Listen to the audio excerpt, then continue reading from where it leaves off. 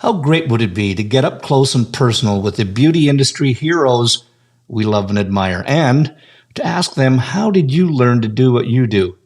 I'm Chris Baran, a hairstylist and educator for 40 plus years, and I'm inviting all our heroes to chat and share the secrets of their success.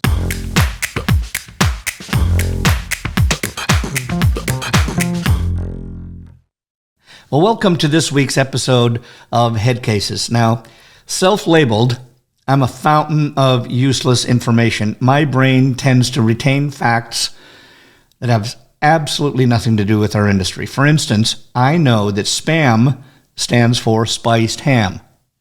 Useless, but that's the kind of stuff that my brain retains. Here's a relevant one, though, that I learned from the guests that we have this week. Did you know that in North America alone, salons produce 877 pounds of waste every single minute? Just wait till you hear how much volume that actually is.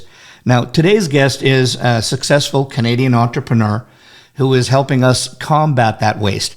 He founded the world's first and most comprehensive sustainability platform for the beauty industry. His company helps salons, barbers, spas, and manufacturers reduce their environmental footprint. He leads a movement of more than 16,000 beauty professionals who reclaim and repurpose more than 1 million pounds of beauty waste every year. He has presented to the European Union Congress in Brussels. Canada's Federal Ministry of Environment awarded the company the Award of Environmental Excellence. So let's get into this week's Headcase, a man with tons of relevant information, the founder of Green Circle Salons, Mr. Shane Price. Shane, welcome to Headcases, and it is just a super honor and pleasure to have you on here. So welcome. Thank you so much, Mr. Baran. It's amazing to be here and so looking forward to it. Thank you. Yeah, thank you. Well, I have to look over my shoulder a couple of times because when people say Mr. Baran, I usually think my dad's here. There you go. And mind you, in the mornings when I get up and I look in the mirror, I have to look in the mirror and say, Dad, go away. Yeah. I'm right there beside you, right there. You're beside with me in the mirror? I mean, it's your ghost. You have this plasma that's coming up on my screen. I have to look for that now. But listen, firstly, just I want to jump into this right away because we've had a couple conversations as well. So just because I wanted to make sure that we can do justice. I mean, being a fellow Canucklehead, I just think we come from the other sides, but being Vancouver, we're very, on Vancouver Island, we're very, my whole family has always been very recycling conscious. And I know there's a whole bunch of problems that we could come up with in our world in coming up and right away, whether people choose to see it as a myth or not. If they want to, we'll pull their heads out of the sand for just a short while and bring this up. But I want to find first off, just your hair story, because quite frankly, after we talked and I knew everything about your company, I assumed that it was only in the beauty business.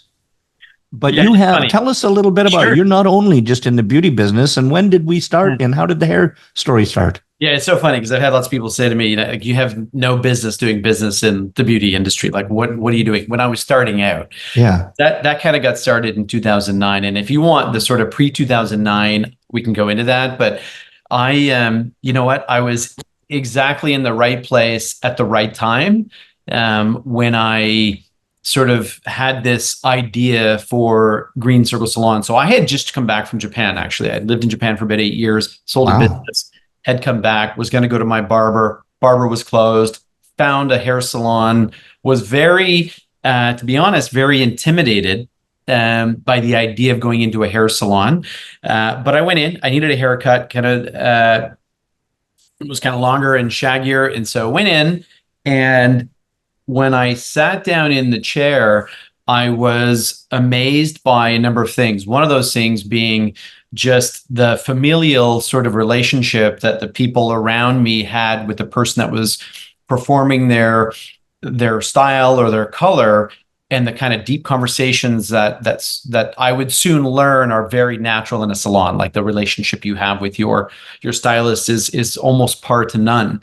But I didn't know that at the time, and so I found that fascinating. And then I also was fascinated by the waste that sort of was going on the floor and then being swept up or out of the sort of the sink where the foils come out and going into a garbage bag and then out to the curb, especially in Toronto, which is a city that's had curbside recycling since like 1984. So they have a well-established system for managing all sorts of waste, but salon waste specifically, the majority of it was being swept into garbage, basically. Yeah.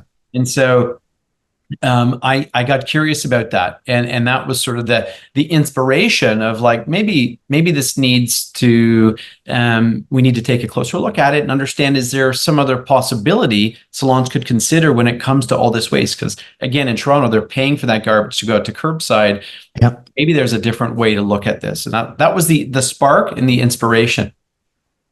Wow. And so here's the part that and I think that once I have never, this is one of the first times we've met online. I think we've met in passing at shows before and so on, but we've never had a chance to sit down and talk. And I think it was about a month ago, you and I sat down to chat about this, and we chatted a little bit about how much volume that would be, et cetera. Yeah. And while I want you to explain just a little bit more about how that got you to Green Circle, et cetera, and including the business, you and I chatted about the volume, and how on your site it says that there's 877 pounds of waste that's produced by the beauty industry every minute. That's correct. Yeah, 877 pounds that go to landfill every single minute from salons in Canada and the United States. That's correct. Yeah. So what I always find for people is like, it's when somebody talks about you're going to make $1 trillion or this costs $1 trillion, like the government says, we spent $1 trillion in this. And I think to the average person, because it's such a large number, it's not relatable. Totally. And so even when I'm thinking 877 pounds, well, how much is that? What kind of volume, what would that be in relationship? So you and I went on just beforehand, and give us just a little bit about, if you thought about that 877 pounds per minute, what would that translate into a volume and something that we could recognize? Yeah. So I love this, and I love the way that you're looking at it. Because you challenged me to think about it in a different way, actually, in our conversation. So I love that. So thank you. And where we calculated too was each and every day, salons in Canada and the US are sending the amount of volume that would fill the Statue of Liberty in New York 1.4 times. So almost 1.5 times the Statue of Liberty is going into landfill across salons in Canada and the US every day. Every day. And you can see it in that way, because I was there. I remember being there when I was a little kid, seeing the Statue of Liberty, and just like how enormous it is, and to think that's going to landfill. And the big challenge is that 95% of all of that can go right back into our economy. Yeah. Used again and again and again. Yeah. So I mean, and if you think about that, as you said that, I started to think of, I came from Humboldt, Saskatchewan, and it was a town of 3,000 people. And I think downtown how would those Statues of Liberty in my hometown be? And if in the course of a year, that would mean I would have 300, well, probably 400 and some odd Statues of Liberty in my town that would be taken. And I just thought that was absolutely astounding. Well, I mean, when you put it in that perspective, you're right. Your whole city, the whole city would be occupied with this amount of waste, or these Statues of Liberty. Yeah. So what a profound way of looking at it. Yeah. So tell us a little bit more about, explain to us Green Circle. Like, I think that some salons know what it is, because obviously you have a lot of people in Canada and the US using it. But tell us a little bit about it. What is it exactly? Yeah. So, I mean, I would call us, we call our tribe, we call our community, our movement, we call them waste warriors, right? So really it's a movement or a community of salon and beauty professionals that sort of are willing to step up and challenge the status quo. And the status quo is that when you go into your salon every day, you're all of this waste that's being generated. So when you think about it, the hair clippings, the foils, the color tubes, paper, plastic, chemicals, all of that are just going into landfill. Now, if you could imagine for a moment that just the amount of that you deal with on a daily basis as a salon, as a beauty professional, and then you multiply that by all the chairs in the salon, and then you multiply that again by the number of customers walking through on a daily basis or on a weekly basis or on a monthly basis, and you can see how you can get to that sort of Statue of Liberty. And so, when you think about what is Green Circle Salons, I think we are an organization that has really sort of gotten committed to building a win-win situation, where business model where everyone is involved so that everyone can win.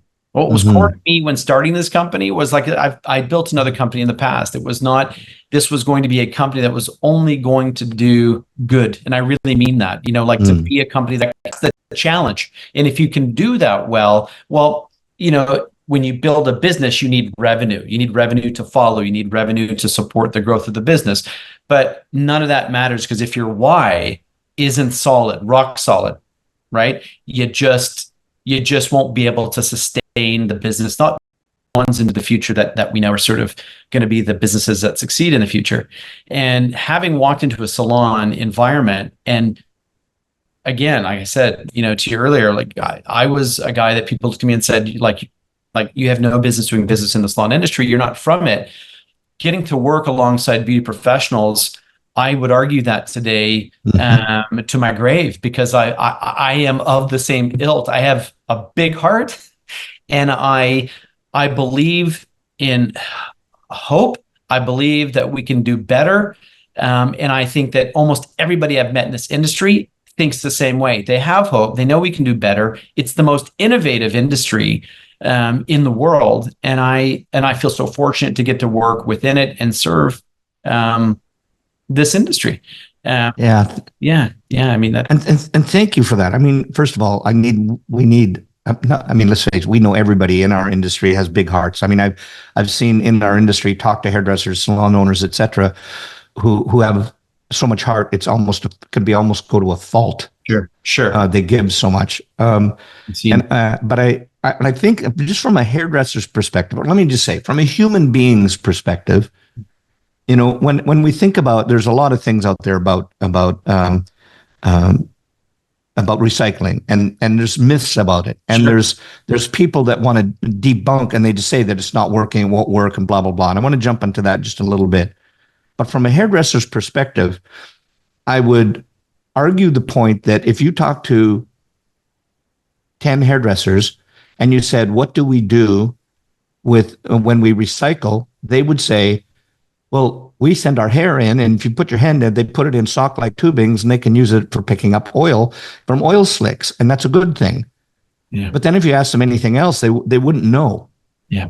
So what could you explain to us a little bit more about what happens, and like when this stuff is recycled, and what happens to it? And even more importantly, like I'm trying to visualize from your perspective, if you got whatever, 16,000, 100,000 salons, and they're sending you this big, huge box of stuff every day, where does that go to? What do you do with it? Sure. So I realize there's a lot of questions in there. Yeah. No, and so we'll unpack it little by little, and then just if I miss something, ask me if I skip over something. But I think first off, it starts with the sort of the piece that I got committed to early on, which is if it is not going to be genuinely managed, if the program is going to result in any sort of let's call it greenwashing, which is a term that we hear about today, then it's not going to work. And so from the but what does greenwashing mean? Just because I'm not familiar with that term. Greenwashing is, okay, so there's a lot of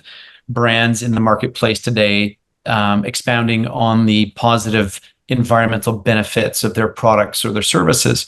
And when you dig below the surface, I think in many cases, not all, in many cases, you can see that in reality, they may be not having the positive impact that is being expressed in the marketing, or that the story is certainly more deeper than the one that maybe initially is being presented. So that's greenwashing, and there's a lot of regulation that's growing today around that in the U.S. and Canada and Europe that's going to change that, and how companies are allowed to talk about their sustainability, or it could be DEI, I don't know, whatever it is, but we focus on sustainability on those topics. So that's greenwashing.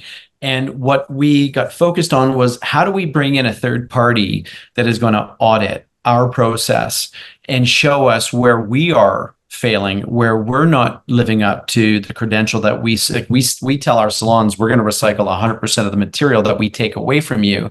And we can't say that if that's not true. And so we get audited every 2 years, our audit process. And it happens by a body that's based out of the UK called Carbon Trust. And I think we're probably one of the only recycling companies in the world that would go through this process to be audited in this way. And so we are excited because we can very confidently say that everything we take away from a salon gets recycled and goes back into our economy in the way that we describe it does.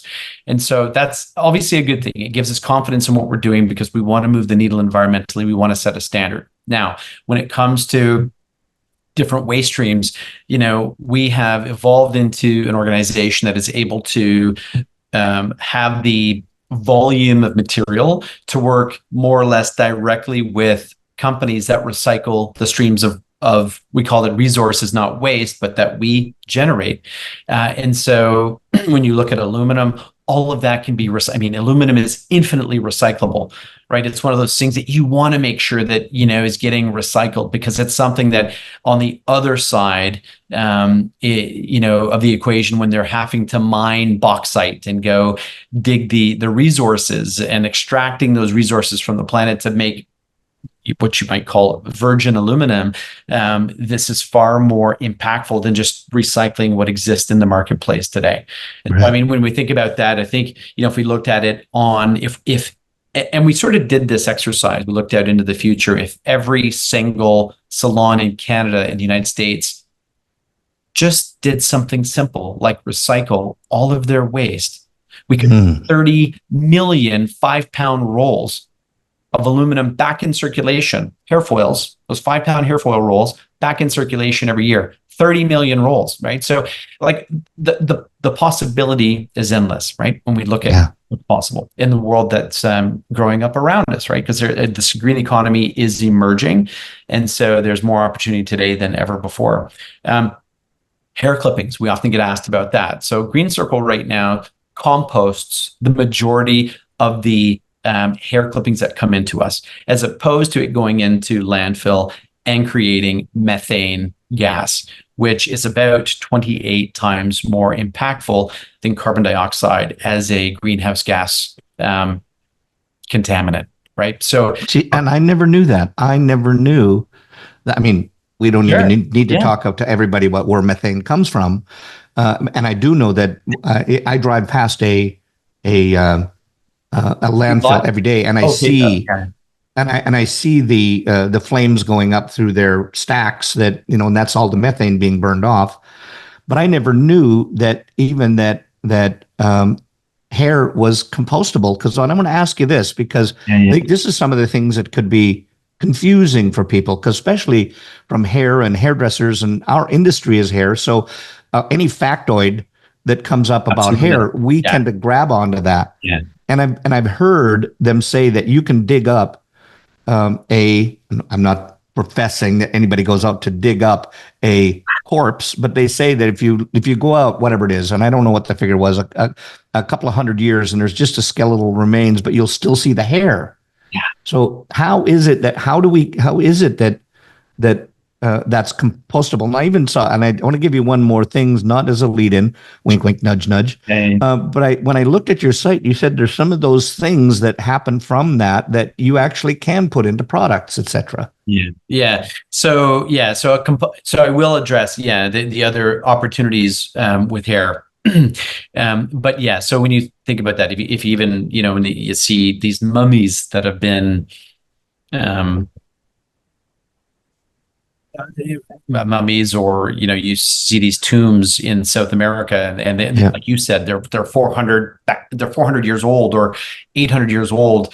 They're still like teeth, and they're still hair. And so how is it possible? And so part of our process is maybe a critical ingredient or a critical part of the process, which I'm happy to share, is that hair has to be ground down to a very pulp, to the size of a black pepper, a grain of black pepper, right? Smaller than that. So part of our process is that we have to grind this stuff down, and by doing that, you reduce the volume of it. And then there are specific types of digesters and specific types of composters that can take that, and it can be managed in their system. Traditionally, the long strands of hair that we might think of going to compost, very, very difficult. It mucks up the equipment. It doesn't function well in compost. So this is part of our secret sauce of how we bring this to reality, and that it can be composted. And that hair, I mean, there's so many incredible properties about it that we are exploring. And on our next podcast together, a year from now, we'll be telling you. Maybe not that long. Maybe not that long. And hopefully not that long. We'll be telling you the most interesting story. I can't talk about it today, but it's something that I want to share with you as soon as we can release it, because this is going to be a game changer for our industry and I mean, for the planet, in a way that we can manage the stream. So yeah, and so we do. So we actually we've created recycling bins. We've created combs. Anything that color bowls, anything that you can make using traditional salon plastics, because it's really good, high quality plastic. The shampoo bottles, the conditioner bottles. We take those things, we grind them down, we mix them with our hair that's been ground down in a kind of unique formula, and we're able to mold those things into new products that can fit in our industry. So. But in your point is, like, you've got to get to scale. You've got to get the people who require these from a packaging standpoint to get behind you. And so here's what I'll tell you as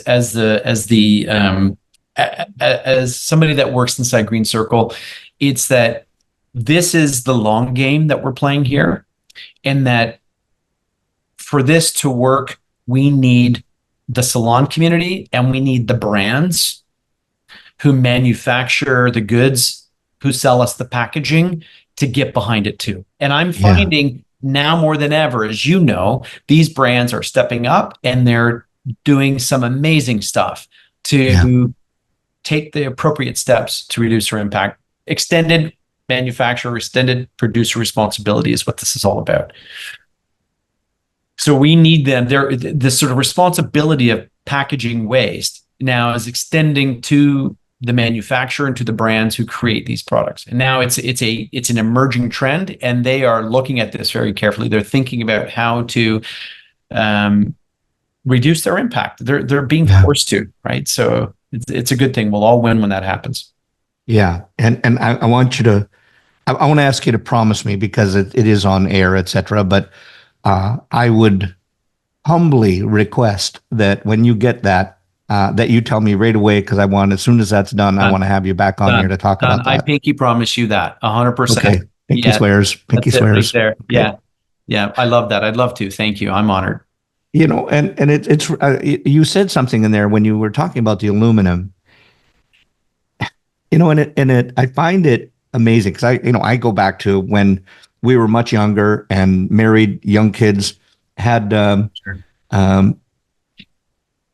really very little money, So recycling beer bottles, well, no, bottles, because I didn't drink beer. Wink, wink, nudge, nudge. Yeah. But all the cans that we saved up cans, and you got 10 cents for them, etc. And I just want to relate an interesting story the other day, because my driver, and I have to say that is, my driver just means that, no, I'm not so wealthy and so on that I have a driver that is only my driver. I have a regular guy that picks me up to take me to the airports and back, etc. And sure. and it's just a great relationship. However, like last night, I got home from doing a program, and I was talking about this, and he said, he went down to all his cans. He says, I want to be mindful, and he crushes every can.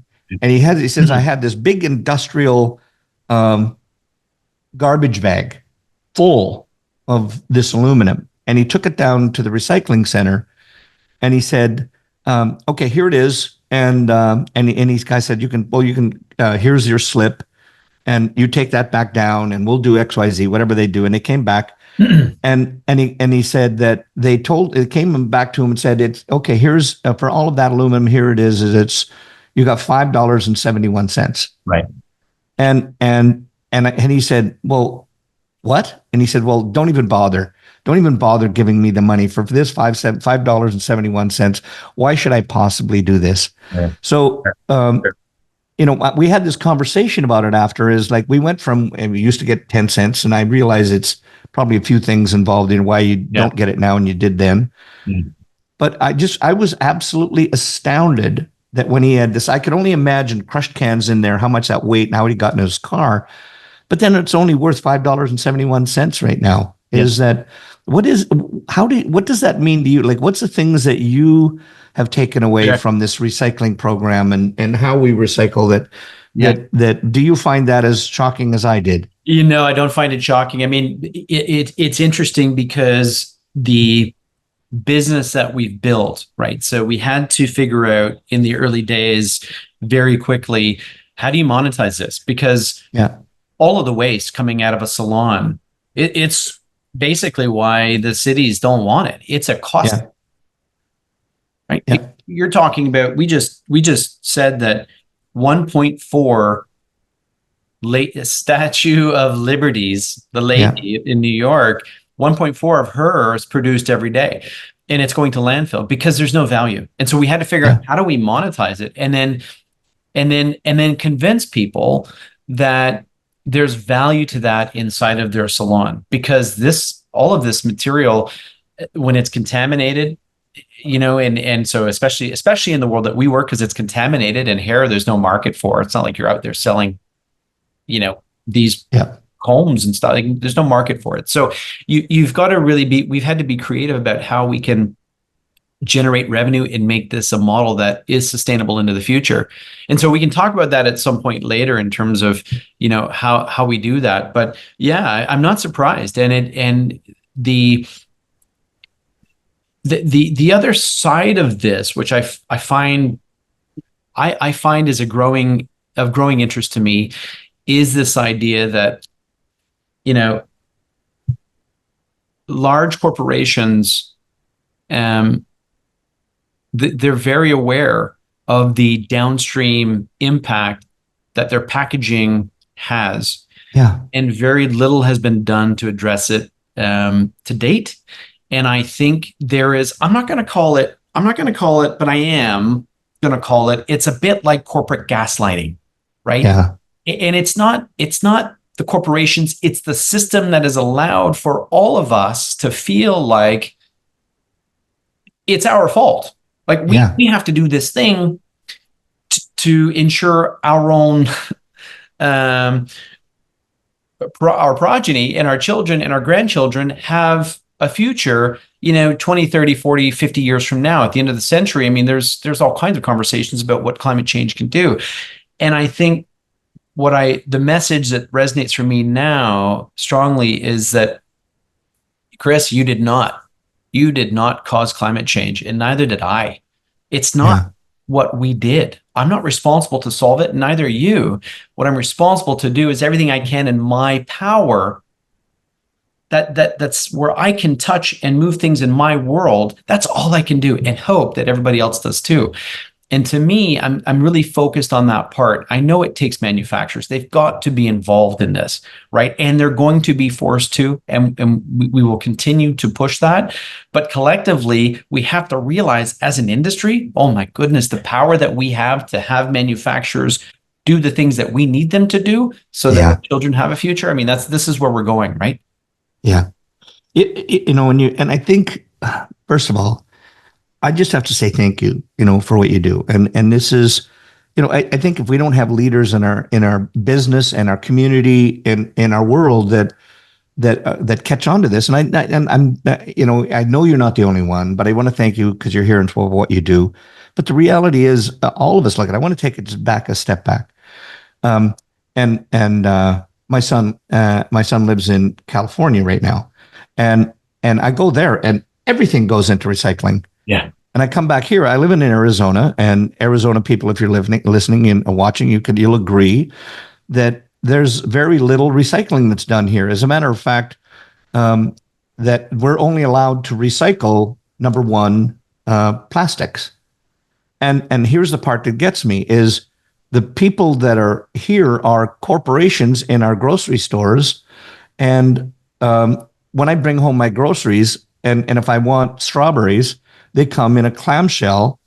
9 times out of 10 is not number one. Right.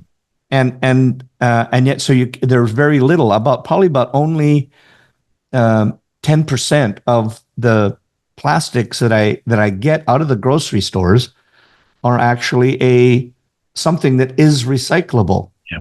Yeah. And it just burns my bottom when I think about this stuff. Yeah. Yeah. It is the unfortunate reality that we live in. And then when you imagine that your container would go into a bin with a bunch of other types of containers that you put in there or your family puts in there from other streams of plastic, and then that's got to go to some place, and that's got to be sorted properly. And then, you begin to see how that maybe what would be 20% could be recycled drops down to that 9% that we often hear about today. Mm-hmm. And so, yeah, I mean, it's certainly a challenge that we face. And I think inside of the beauty industry and where we have this opportunity with salons is we require them to separate their streams out accordingly. And that really helps us to get to the recycling rates that we're able to achieve together.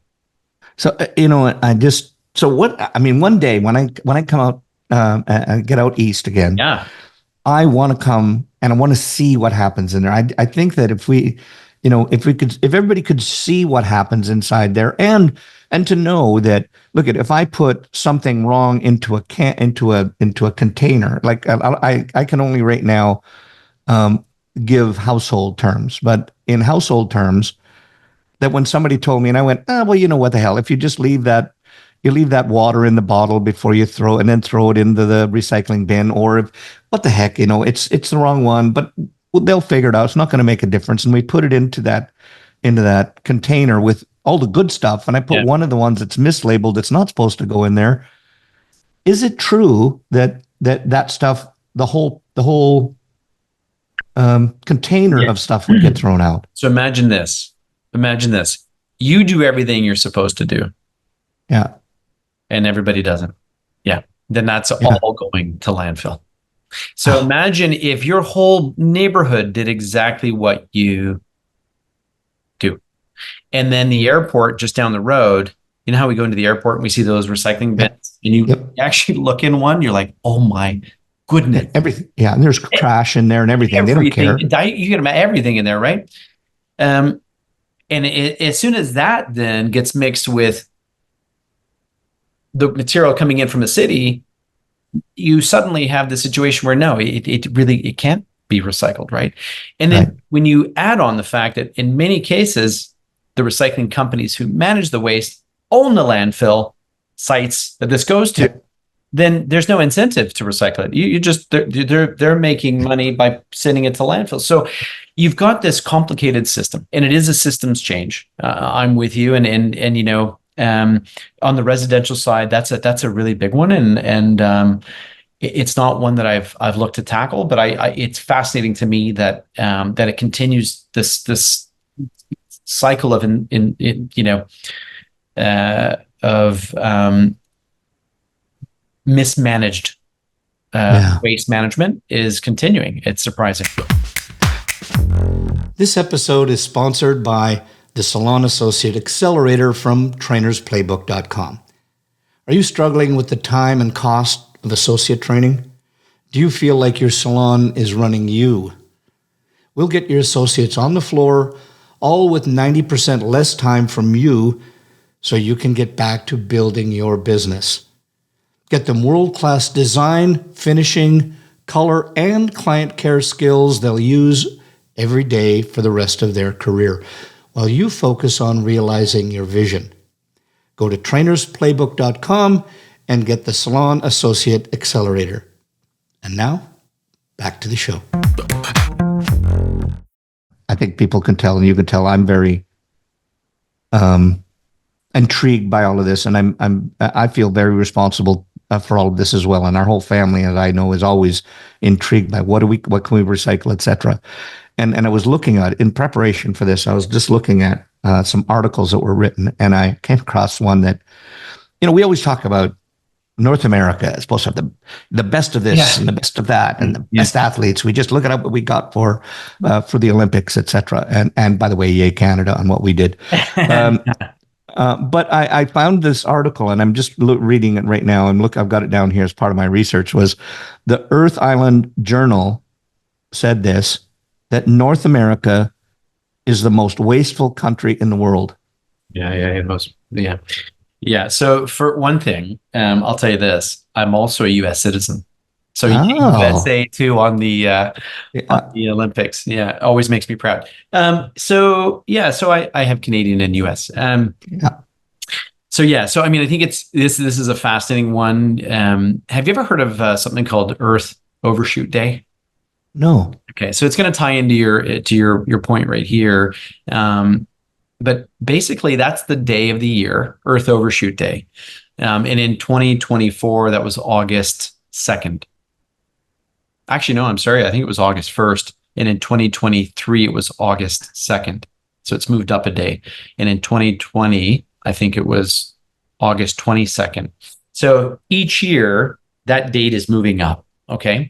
That's the date at which across the globe, humans have extracted more resources.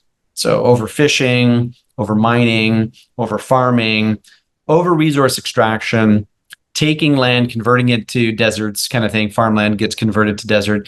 That's the day of the year that we've used an entire year's worth of resources. So past that day, so let's say August 2nd of this year, we're now dipping into next year's resources. Okay. So to your point, so that's the global average, Chris. When you look at just the United States, it's March 14th. So when you think about it another way, we use 4 planets worth of resources in a year in the United States. So by the first quarter, we've used 1 planet's worth of resources. So, I mean, you were 100% right in terms of the consumption side of things. Thankfully, we have infrastructure to manage the waste and deal with it and recycle a lot. The rest of the world and other parts of the world, not the rest of the world, but other parts of the world, they don't have the infrastructure. They create less, but they don't have the infrastructure. So that's how you end up with a lot of waste that you might see in the, the Pacific Ocean, where they have that gyre of plastic to talk about. So it is a shame. But when you hear stats like that, you feel wholly responsible in many ways for the fact that the world is feeling. So here's my next question to you. How do we reverse that? How do we gain days back? Yeah. Well, we gained some days back. Or did we ever? In this, I heard you say, or I thought I heard you say, every year that date moves more to January than it does towards December. COVID, we had a bit of a shift. That year we had a bit of a shift. So 20, it was, I don't remember the exact date, but we did see a bit of a shift. So it's directly tied to our resource extraction, and therefore directly tied to our consumption. And it's directly tied to transportation and to agriculture. And so if we have less disposable income in our family and we're buying less, you're going to see this trend where it could begin to move the other way.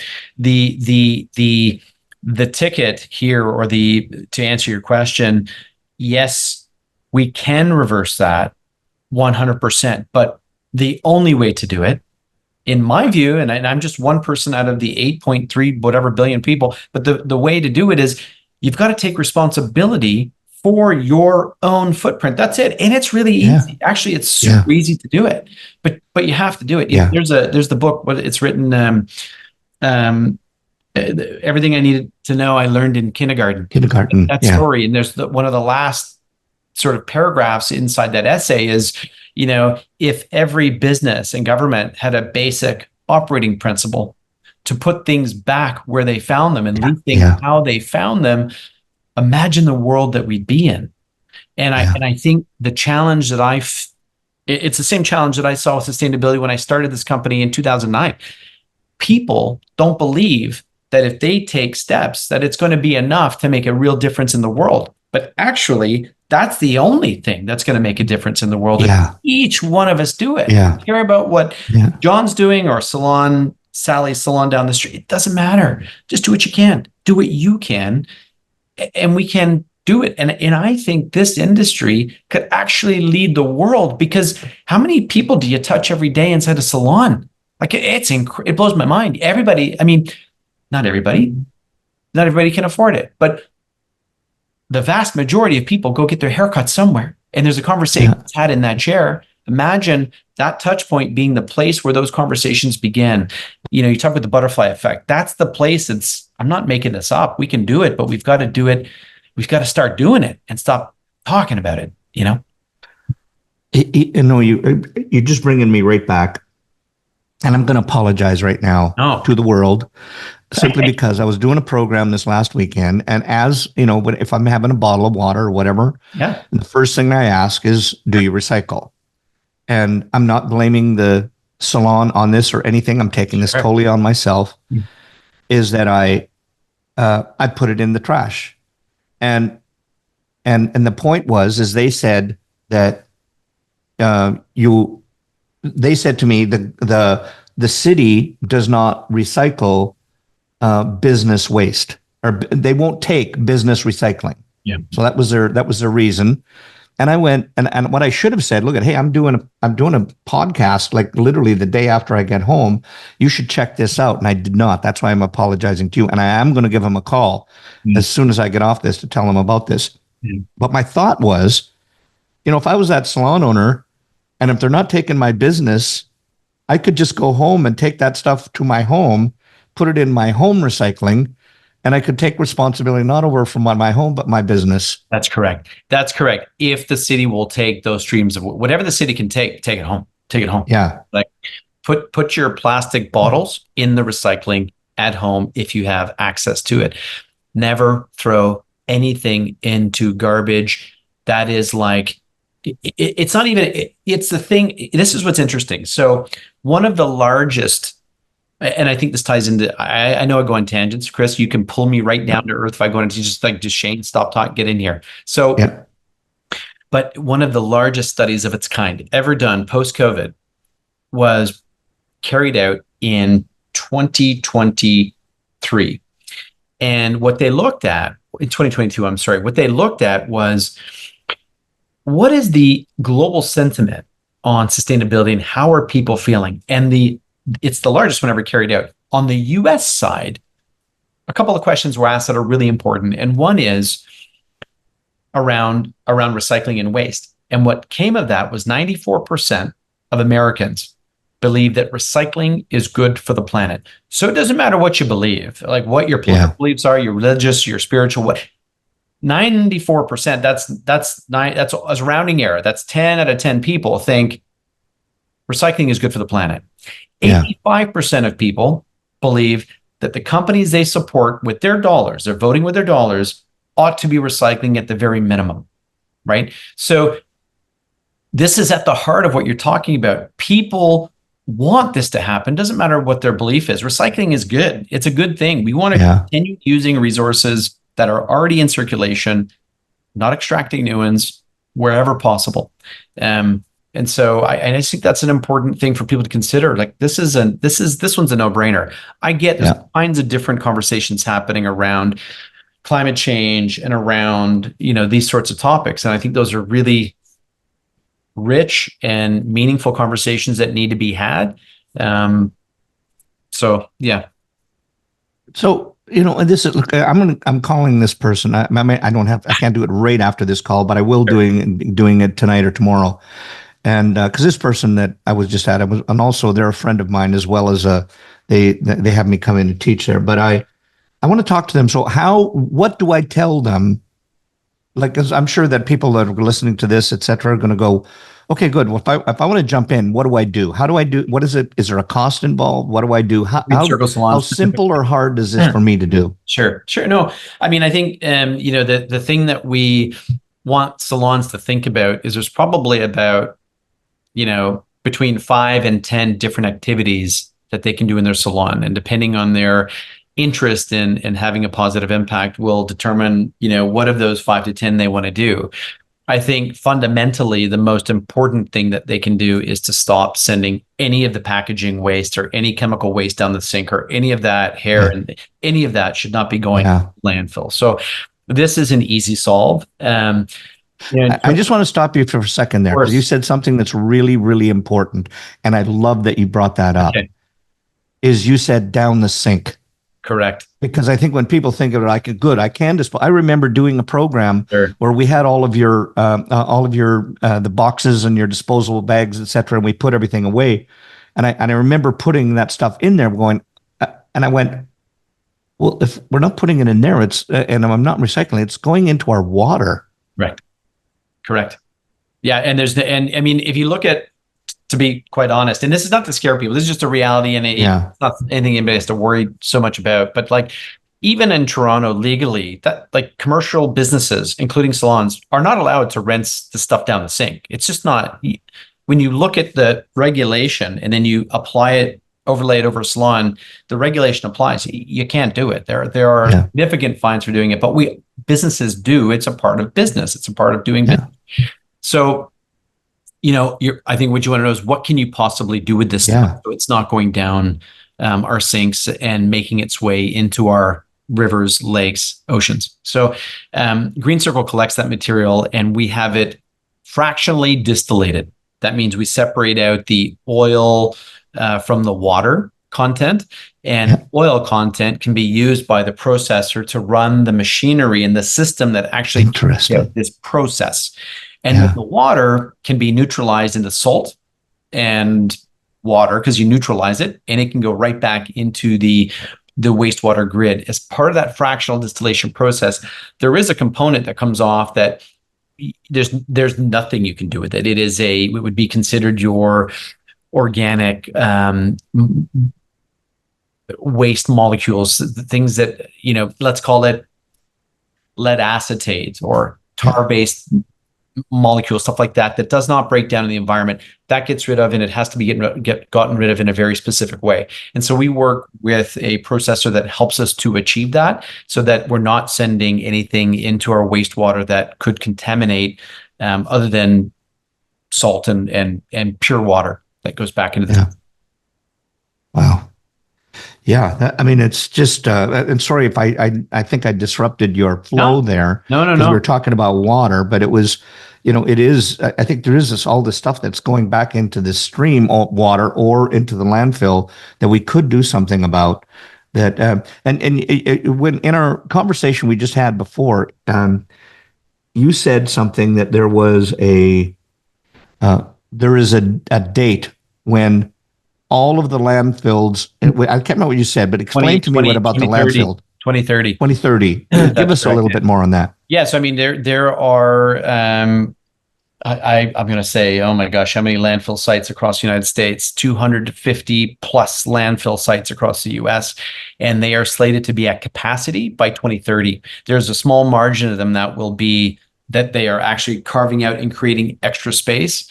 But the question is, what do we do with all these resources when those landfill sites are full? We could create more, certainly, but there doesn't seem to be any significant plans to manage beyond 2030 in terms of that waste. Waste to energy may be an option, incineration, but at that point, then we have other potential issues related to waste to energy and incineration that has to be considered. Wow. And I realize we're really focusing on the beauty industry, but I think from a planetary aspect, I saw an article just on TV, I think it was this last year sometime, but it stuck out in my brain. Sure. That there are some other countries, exact name of them I don't remember, but I know it was in third world countries where some of the clothing manufacturers, they take it's brand new clothing, but they can't get rid of it. So they just send this to this big dump, and they showed people in it that it to me, I know, could have been 2 to 3 story tall, and I don't know how much area it covered, but it was all just brand new clothing that's left there to go bad. Yeah, and it's just, I find that if we have this head in the sand theory for too long, this is what I think we've had it for so long. I think it's actually we're going to be the own disruption of our own planet here if we don't, get off, pardon my language, get off our ass and do something about it. No, I mean, I definitely use that language once or twice a day. And, I think you're right. I'm a big fan, for the Canadians out there, you'll recognize the name. Americans, you may not. He's maybe not as well known in the US, but a gentleman named David Suzuki. Oh, yeah. Yeah. David,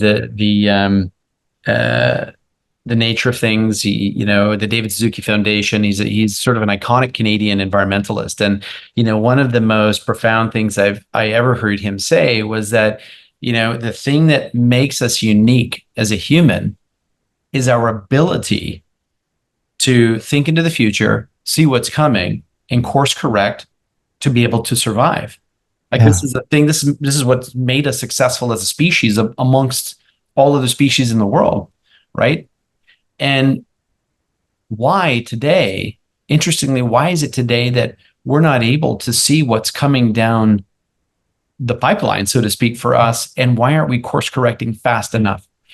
And, there's all kinds of theories about that as to why that's happening, but it's in our genetic code to solve these problems and to do it quick. The challenge is we're just not moving fast enough. I believe in humanity and our ability to create the change that's needed. But as you say, we have to take it seriously. We have to get off our ass, and we have to take responsibility. And maybe the piece here is, I think we so lose hope because of all the different things we hear in the media every day that we're up against. Yeah. And you can't blame people for feeling that way. There's days where you wake up and you're like, oh geez, like, is it possible that we really are facing this type of thing again? Yeah. But the only thing we can do, and if we want to make change, and I believe we can, is we have to start taking action and get off our asses. Yeah. I'm not going to get into, nor do I want to get into the political game of what's going on right now. But I want to take it from my point is that when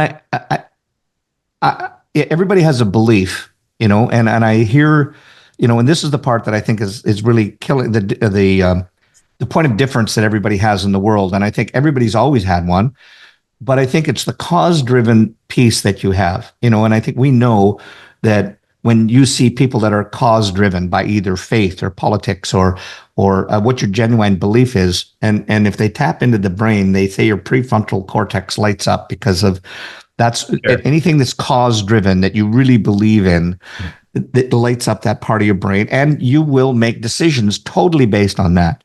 Yeah. And with all due respect to people that are out there, and I know I have a couple friends that are this way, that and I call it my label, not anybody else's, a just me attitude. Sure. And what would you say to those people that have just me and they they don't believe in recycling, and they'll say, "Oh, well, that's just a pick it out." If somebody said that it's theirs, but it's not really true, Yeah. what would you say to them? I think that's a great question. I sometimes you might look at it and say, well, have you ever traveled to a place where people did not have nearly as much as we have here? Like, so when I was probably like 26 or something, I went to Peru. I had a summer job. I saved some money. I went to Peru, and I remember going through like the favelas or the really tough parts of Peru. Mm-hmm. Just once you get out of the airport. Is what exactly in Lima? Yeah, I've been there, and I know there's a line, and you see where you have nothing, and then you have everything. And you take a bus to like Cusco and places like that, and on the way en route, you see these little sort of shanty towns or tin building places where I tell you, I looked at the kids and I thought, oh, these are the happiest kids I've ever seen. So happy. Like incredible. I love this. Like what an amazing thing. And I thought at that time, like, and they have so little, and when you look at it, they might use 40 liters of water a day on average, the average household. And you look at the average household in the United States using, 500 liters a day. And you think we have to, you said it, Chris. You actually said, there's this I mentality, and I think mentality. And if we could just get out of that for a moment and look around the world outside of how we live, it would humble us a little bit, at least enough to know that it isn't as things always seem. Life is not really, or should it be, as convenient as we tend to live today. And I think anybody, the people, it's so interesting you say it. Let's remove the politics. The people that I've met that typically in this industry that get it right away or that seek us out are the people who have had struggles in their lives. They said, you know what, like I have these conversations with people like, I had to work my ass off to get this job at this place. And then this happened and that happened and I prevailed. And it's like, yeah, you know what? Grit builds human character. And the people who don't give a shit about the stuff that we deal with every day, the reality of maybe the impact we're having. I mean, and the impact is far scarier than what we're talking about. We're not really at the heart of the matter in terms of the media and the way it's presented. We're not even close.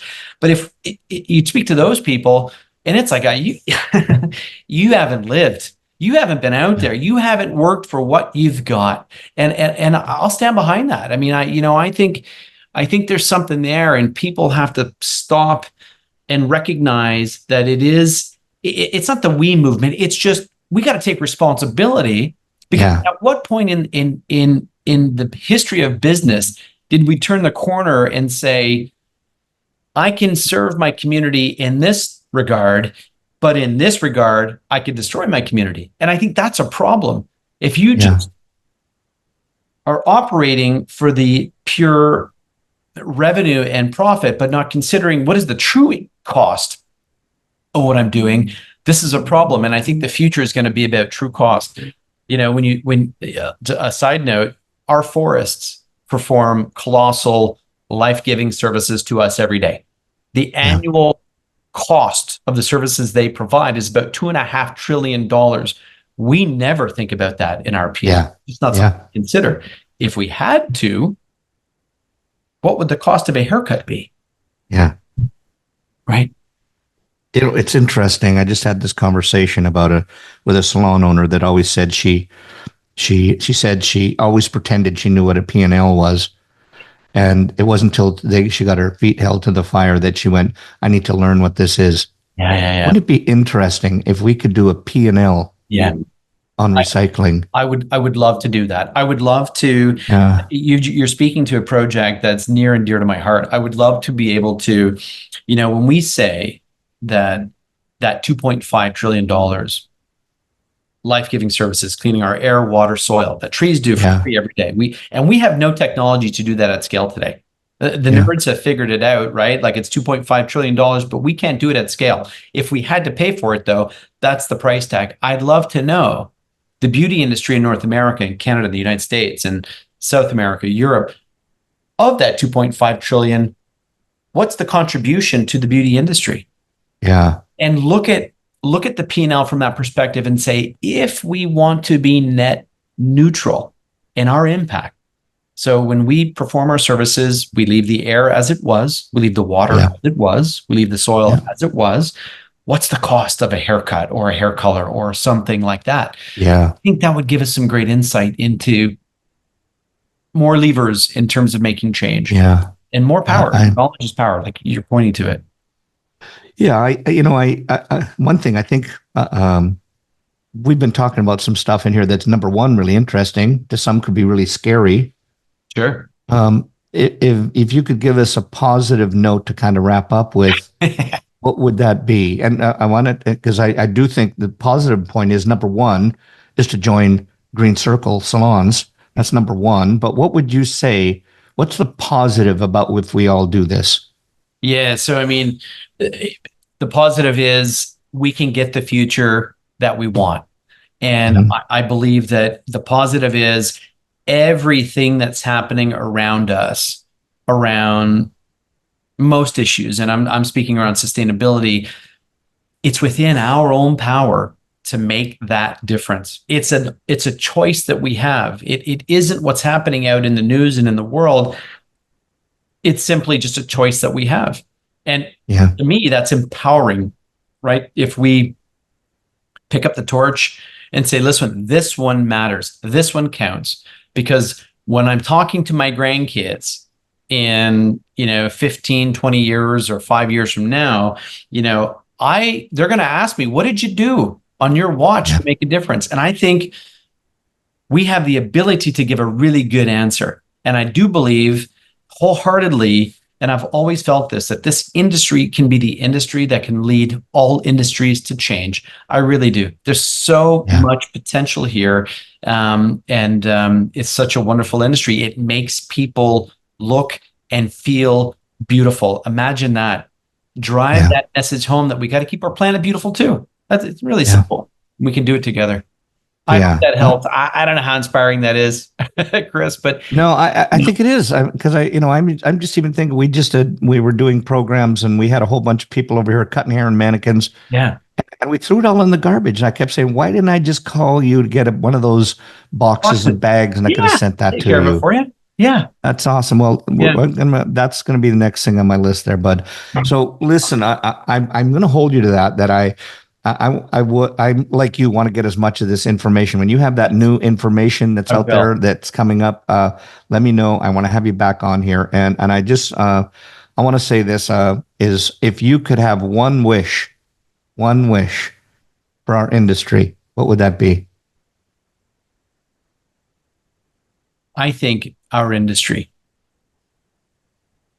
has incredible potential and so much power to make change. But to do that takes courage. It does take courage. Before confidence to do it, it takes the courage. And then once you take a step, you get a bit of confidence and you to take another step and so on. But I think the courage, and my wish is that this industry has the courage to embrace their own power. It's the scariest thing, because then you're taking ownership. It's the scariest thing we can do. But I believe it is the thing that unlocks the future of our industry. I really do believe it. We're going to get there. We got to get there like this. Yeah. And deal with a lot of pain, or we can get there like this and remove the pain. And I just think courage is key. Yeah, I agree with what you said. We're like your movements, either going to happen slow or it can happen fast, depending on how much how much we put into this. Shane, how do people where can they go? Because I know people can listen to this and want to sign up right away. Where do they go? Yeah, greencirclesalons.com. That's our website. We're on all the social media channels. So Instagram, Facebook. I think we have a TikTok account. I think so. If people don't let me near our social media channels in our company because they just know better. But yeah, that's how they'd find us, and they can give us a call, check us out online, give us a call or email us. We'd love to help you and support you. And it's a journey, and we're We have an amazing team. I mean, what's important here, I haven't mentioned, is the incredible team that supports Green Circle, that is Green Circle, and they'd love to help you. Yeah. Shane, I just want to say thank you so much, because it's been so insightful, and it's a near and dear to my heart thing as well. So I just want to thank you for everything that you do for all of us and your team and your company. So I just want to say from the bottom of my heart, thank you. It's been an absolute pleasure to have you on here. Thank you, Chris, for that. It means a lot to me. And I look forward to seeing you and having a drink with you at some point in the very near future. Thank you for giving us the stage to share the story of Green Circle. I greatly Absolutely. Thank you. And I just have to say to our listeners, I mean, I know you love this one. And if you like what you heard today, and if you want more, just, go on to whatever platform that is and just give us a review on there so that we can connect with more people, etc. And, Shane, once again, thank you. And my name is Chris Baran, and I want to thank all of you for being on Headcases. Amazing work.